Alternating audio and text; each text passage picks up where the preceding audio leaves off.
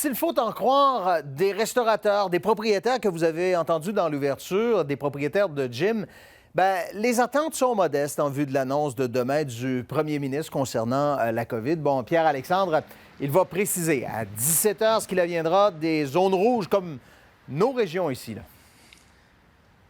Absolument. Une autre conférence de presse attendue de François Legault demain sur les coups de 17 h.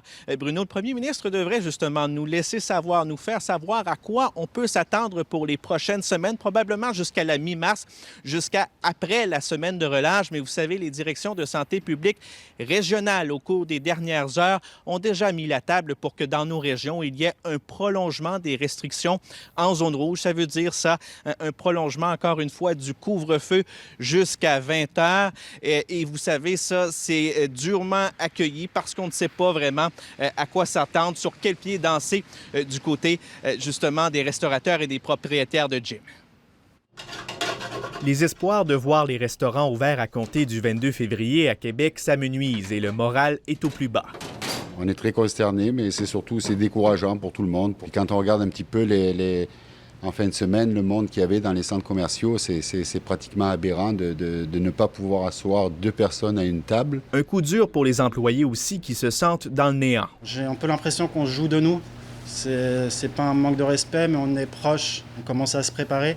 On a commencé à refaire nos horaires, à rappeler du monde pour travailler. Cette fois-ci, on y croyait, on est fermé déjà depuis le 1er octobre. C'est assez long, la situation à Québec est quand même relativement bonne. Dans nos régions, les directions de santé publique avaient laissé entendre que la zone orange était possible si les hospitalisations diminuaient suffisamment, ce qui s'est produit. Dans la capitale nationale, il devait y avoir une 50aine de nouvelles infections par jour, ce qui est le cas depuis 2 semaines. Et dans Chaudière-Appalaches, la région devait en avoir une 40aine par jour, ce qui est aussi le cas depuis 2 semaines. Mais de nouveaux facteurs inquiètent. Les variantes, la semaine de relâche, les déplacements interrégionaux. On ne sait pas comment va évoluer la situation. La docteure Romero dit qu'elle attendra les consignes du premier ministre, mais déjà, il a donné des indices la semaine dernière. Est-ce qu'on garde toutes les zones rouges jusqu'au 8 ou jusqu'au 15 mars? C'est quelque chose qu'on regarde. Quand le sport et l'activité physique arrivent dans la ligne, c'est considéré comme un loisir, comme non essentiel. Pour Gabriel Hardy, c'est aussi l'incompréhension.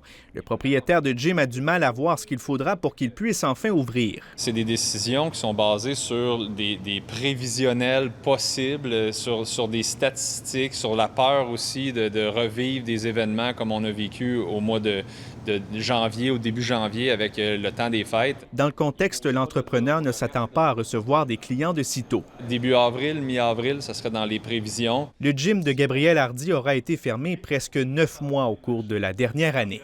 Ici Pierre-Alexandre Bolduc, Radio-Canada, Québec.